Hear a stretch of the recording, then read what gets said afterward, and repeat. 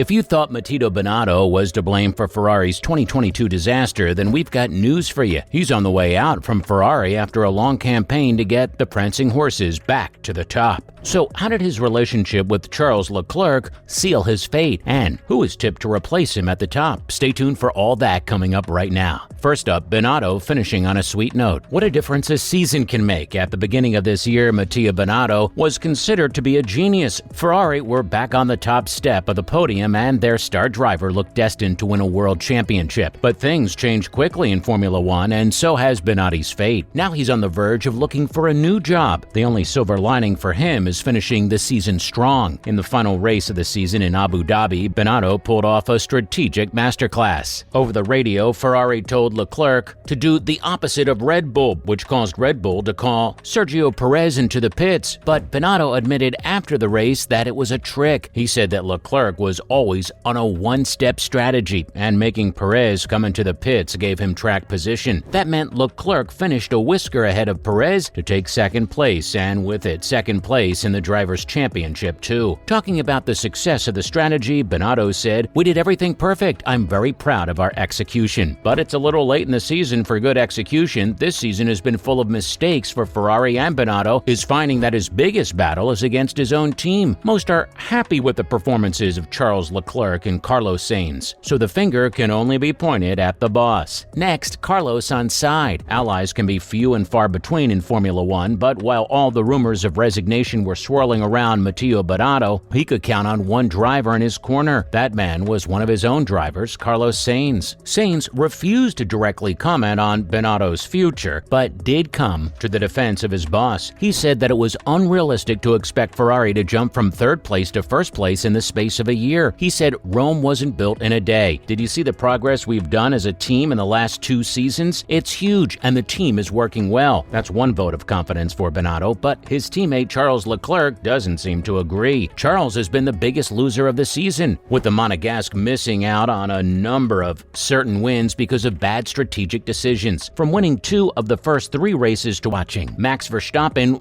run away with the championship, Leclerc has a lot to be frustrated about. And as the season finished, he admits that they can't keep doing the same as they have been. He said that Ferrari have to improve and change how they make decisions. And even though he said he wouldn't comment on rumors, Charles said he was pretty relaxed because he was constantly talking with the Ferrari bosses about the future of the team.